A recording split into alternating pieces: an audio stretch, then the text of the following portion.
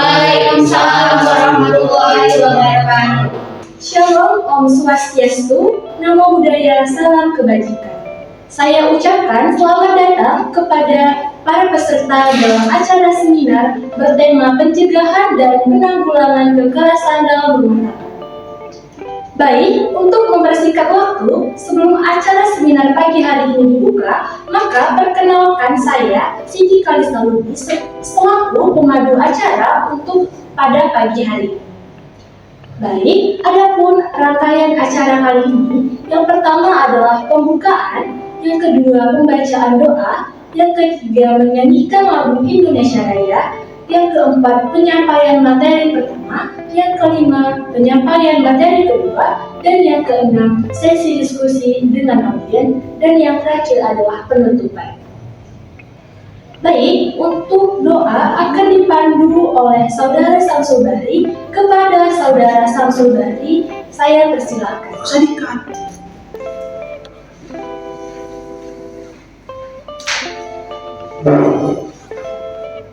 Assalamualaikum warahmatullahi wabarakatuh. Waalaikumsalam warahmatullahi wabarakatuh.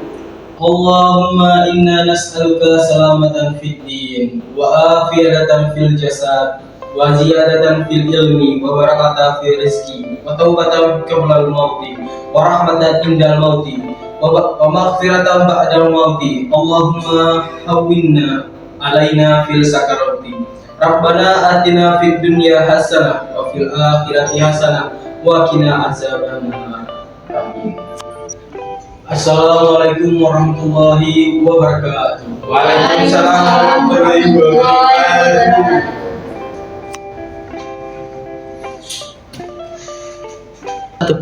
Terima kasih kepada Saudara Samsul Bahri yang telah memandu doa kita yang sangat hikmat pada acara kita kali ini. Selanjutnya menyanyikan lagu Indonesia Raya. Kepada para hadirin harap berdiri.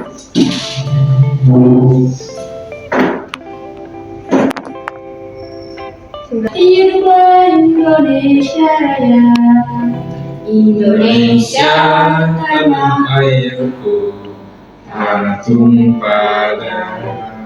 Hadirin, saya persilakan untuk duduk.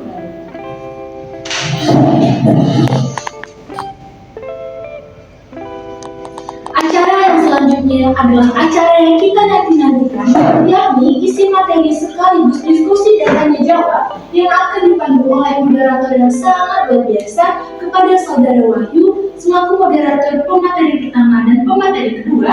Saya persilahkan kepada Saudara Wahyu.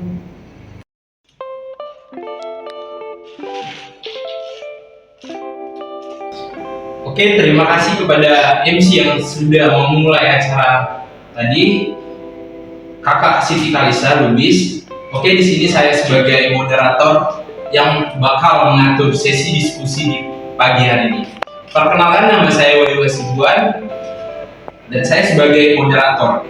Oke, untuk yang pertama kita akan mendiskusikan tentang KDRT.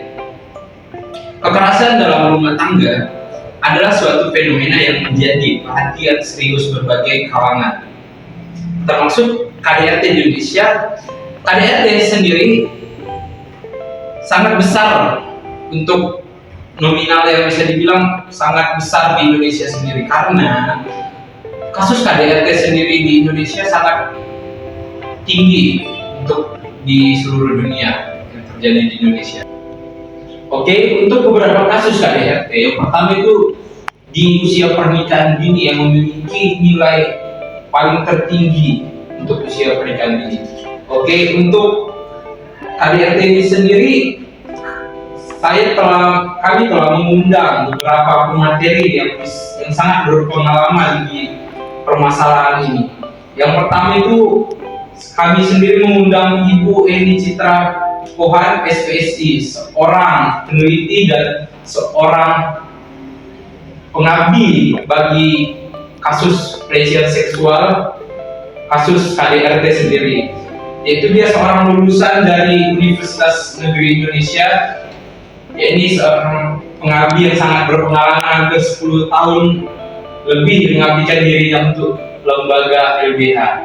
Oke, yang kedua itu adalah seorang pemateri yang sangat berpengalaman juga dan dengan usia masih muda ini bisa dibilang sangat memahami permasalahan yang akan kita bahas, itu Ibu Khairunisa SPSI, dan dia seorang mahasiswa yang baru sekitar 8 tahun baru lulus dari Universitas Negeri Maluku Saleh. Untuk permasalahan yang akan dibahas ini saya kasih kepada Ibu Heni Citra Pohan yang bakal memantik diskusi kita di pagi hari ini. Ibu Heni Citra Pohan, saya persilakan.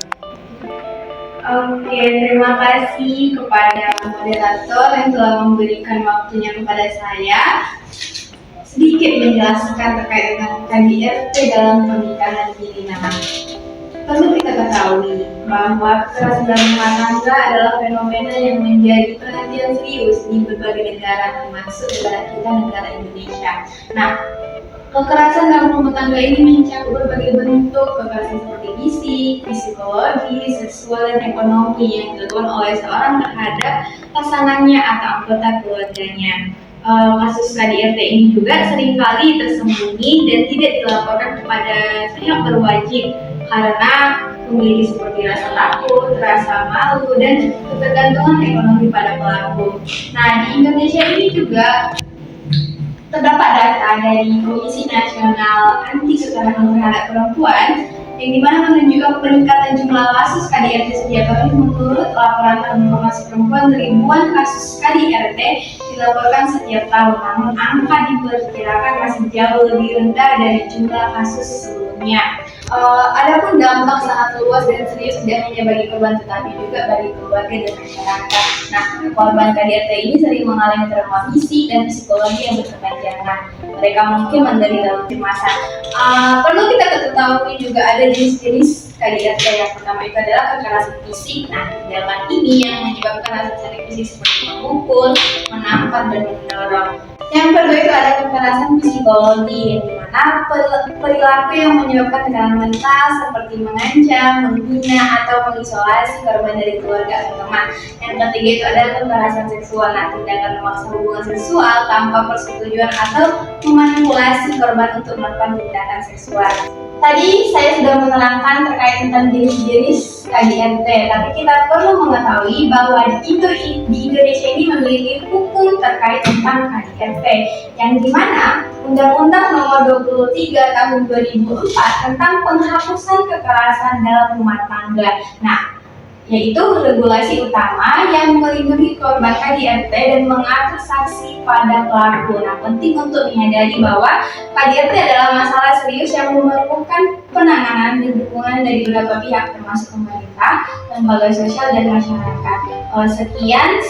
Sekian materi yang saya terangkan, semoga bermanfaat pada audiens dan saya kembalikan kepada moderator.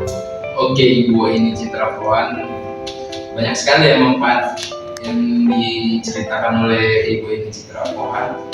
Mungkin untuk narasumber berikut ini bisa menceritakan beberapa kasus yang dia pernah tangani. Oke, untuk materi kedua ini Ibu Khairunisa SPSI bisa ceritakan bagaimana sih pengalaman yang pernah Ibu jalanin atau yang pernah Ibu tangani kasus di beberapa masyarakat. Oke, Ibu, dipersilakan Ibu. Oke, baiklah, terima kasih kepada moderator yang sudah memberikan saya sedikit waktu yang mungkin berharga bagi para audiens semua sekalian. Oke, kasus yang sering saya tangani itu kebanyakan kasus perempuan. Di sini kasus yang saya tangani salah satunya itu seorang ibu yaitu Maria. Ia telah mengalami kekerasan dalam rumah tangga atau KDRT selama beberapa tahun oleh suaminya, yaitu Bapak Budi. Kekerasan yang dialami Maria mencakupi kekerasan fisik, verbal, dan psikologis. Bapak Budi sering memukul, mengancam, dan menghina Maria, membuat Maria merasa takut dan terisolasi. Maria juga dilarang untuk berhubungan dan berkumpul dengan keluarga dan teman-temannya, sehingga dia merasa dan tidak memiliki dukungan. Suatu hari yaitu Maria memutuskan untuk mencari bantuan dan mengakhiri penderitaannya, seperti mengakhiri KDRT yang sudah terjadi di dirinya. penyelesaian dalam kasus ini Maria mencari bantuan. Maria segera mencari bantuan dari pihak luar. Ini bisa berupa berbicara dengan teman, keluarga atau tetangga yang dipercaya. Maria juga bisa menghubungi lembaga yang menangani KDRT seperti Komnas Perempuan atau LSM. Maria juga bisa mengumpulkan bukti kekerasan yang dialaminya seperti foto cedera fisik, rekaman percakapan yang mengancam atau laporan medis jika dia pernah berobat akibat kekerasan. Bukti-bukti itu akan sangat berguna jika Maria memutuskan untuk mengambil langkah hukum. Nah, untuk itu Maria juga bisa melaporkan ke pihak berwenang. Maria juga bisa melaporkan kasus KDRT ini ke pihak kepolisian. Polisi memiliki kewajiban untuk menindaklanjuti laporan KDRT dan memberikan perlindungan kepada Maria. Maria bisa meminta surat permohonan perlindungan sementara atau PPT dari pengadilan untuk melindungi dirinya dan tindakan lebih lanjut oleh suaminya. Nah, untuk proses hukumnya itu dengan dukungan pengacara atau LSM, Maria dapat mengajukan tuntutan hukum terhadap Budi atas tindakan KDRT yang dilakukannya. Pengadilan akan memproses kasus Maria ini. Jika terbukti bersalah, Bapak Budi bisa dijatuhi hukuman sesuai dengan undang-undang yang berlaku. Nah, jadi di dalam proses ini Maria dapat melaporkan si Budi ini kalau Maria mendapatkan bukti-bukti yang bisa membuat Budi itu terjerat dan dijatuhi hukuman. Oke, itu saja yang mungkin saya bisa sampaikan. Semoga para audiens dapat memahami dan dapat menjadi pelajaran untuk para audiens. Saya kembalikan kepada moderator. Terima kasih. Oke, untuk sesi kali ini saya sebagai moderator membuka sesi tanya jawab kepada mahasiswa yang ingin bertanya dan apa yang kurang jelas dari kedua narasumber yang sangat berpengalaman di hal tersebut. Oke, adakah mahasiswa yang ingin bertanya? Untuk mahasiswa, oke, untuk abang silakan berdiri, sebutkan nama dan prodi dan jurusan ini apa. Baik, Assalamualaikum warahmatullahi wabarakatuh. Waalaikumsalam warahmatullahi wabarakatuh. Perkenalkan, nama saya Samsul Wahri, NIM 220230010 dari Prodi Antropologi Universitas Malik Saleh. Jadi dari penjelasan kedua pemateri ini saya ingin bertanya. Dari pembahasan kalian berdua kan tadi membahas tentang KDRT yang terjadi pada si perempuannya. Dan dari pemateri Bu Henny juga menjelaskan tentang jenis-jenisnya. Saya ingin bertanya, apakah ada yang kasus yang kalian tangani tentang KDRT yang terjadi pada si prianya ini? Baik, cuma itu yang saya tanya. Oke, pertama dulu untuk mahasiswa kita yang udah berani meluangkan suaranya untuk bertanya hal ini. Oke, terima kasih banyak untuk kepada Abang apa namanya? Bang Samsul yang udah berani bertanya dan membuka memantik diskusi kita juga. Kemungkinan besar pertanyaan dari Abang ini untuk Ibu Henny Luan ya. Ya, gue ini loh yang bakal menjawabnya. Kemungkinan besar yang setelah saya jabarkan bertanya tentang adakah kasus kepada laki-laki juga KDRT? Begitu ya Bang Samsul? Oke, apakah Ibu ini luar mau menjawabnya? Oke, untuk Ibu ini saya persilakan untuk menjawab dari pertanyaan mahasiswa kita ini. Oke, persilakan Ibu. Wah, cukup menarik ya pertanyaan dari Bang Samsul ya tadi namanya ya. Terkait tentang kasus yang dimana pihak laki-lakinya yang menjadi kasus KDRT-nya, sebenarnya perlu kita ketahui bahwa data-data di Indonesia itu yang paling dominan yang kena kasus KDRT itu pihak perempuan. Tapi bukan berarti pihak laki-laki tidak mendapatkan kasus KDRT. Saya juga pernah melakukan kasus di Pulau Jawa yang dimana kasus itu mengatakan bahwa yang kena KDRT itu pihak laki-laki. Nah, kenapa bisa begitu? Dikarenakan pihak perempuan itu mempunyai penyakit seperti psikologinya yang cemburu akan suaminya, contohnya suaminya pergi keluar, lama pulang gitu, dia merasa oh, berarti suaminya ini pasti selingkuh gitu, apa segala macam ya kan. Jadi pihak perempuan itu merasa dirugikan, jadi melakukan tindakan kekerasan seperti membentak, memaki, memukul. Ya mungkin cukup itu sih penjelasan terkait tentang pertanyaan Bang Samsul gitu. Oke, untuk Ibu Karolisa ada nggak responden yang pernah Ibu tangani kasus juga? Mungkin Ibu bisa memberi ya saran kepada mahasiswa kita yang laki-laki ataupun perempuan, mungkin saran atau jadi suatu saat mereka nikah tidak terjadi nih hal yang serupa yang pernah dialami korban-korban Ibu. Oke Ibu, Karolisa bisa respon dong atau kasih saran kepada teman-teman kita mahasiswa ini. Oke, terima kasih kepada Samsul yang sudah memberi pertanyaan yang mungkin ini juga menjadi pertanyaan yang sering ditanyakan oleh orang-orang banyak. Karena banyak yang kita lihat itu kasus KDRT ini lebih ke perempuannya. Ada satu kasus yang lagi booming, lagi viral sekarang di sosial media, yaitu kasusnya orang Medan, seleb Rivaldi itu. Nah, istrinya itu melakukan KDRT, tapi karena istrinya itu mempunyai gangguan mental, sehingga membuat anak juga terkena imbasnya. Nah, di situ istrinya itu suka kayak ngamuk-ngamuk di dalam rumah, sering membanting-banting barang, dan anak menjadi sasaran, sehingga itu juga termasuk kasus KDRT laki-laki. Nah, dalam kasus itu juga kami juga belum sempat menyelesaikan kasus itu juga. Nah, kami juga jarang menangani kasus laki-laki. Nah, mungkin ada juga kasus KDRT laki-laki. Tidak semuanya itu perempuan.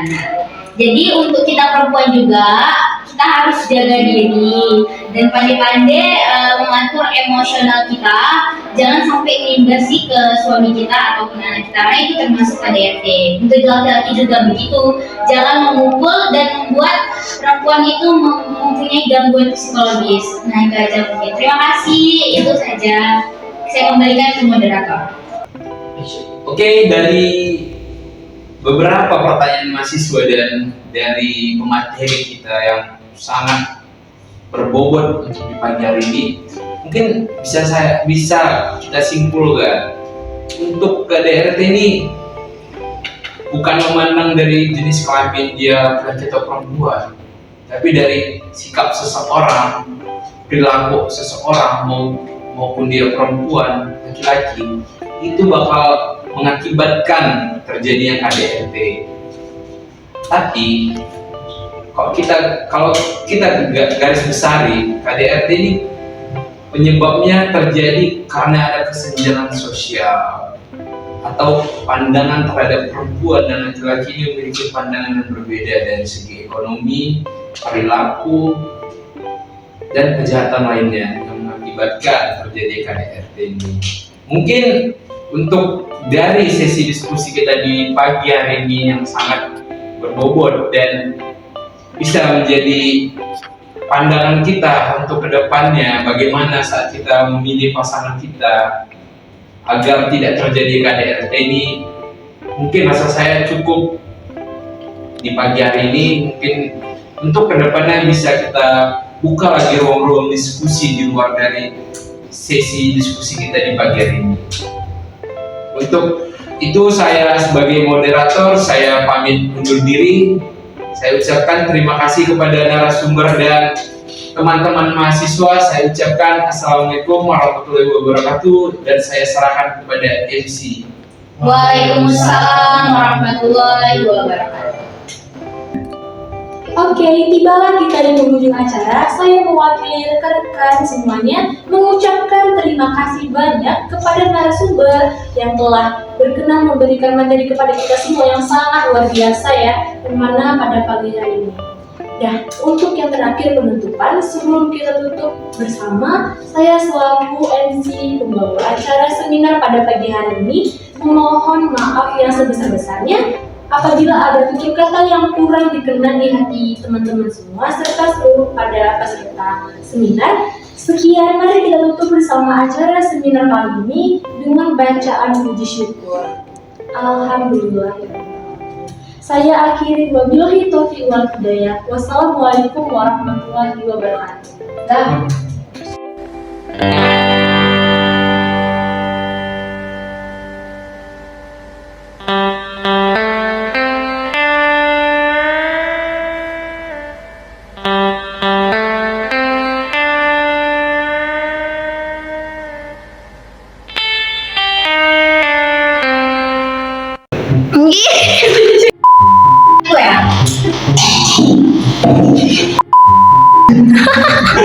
Jadi tak bagus.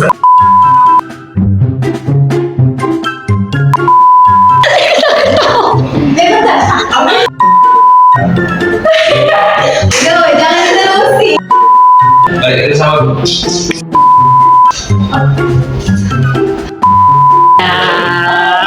Ini bagus.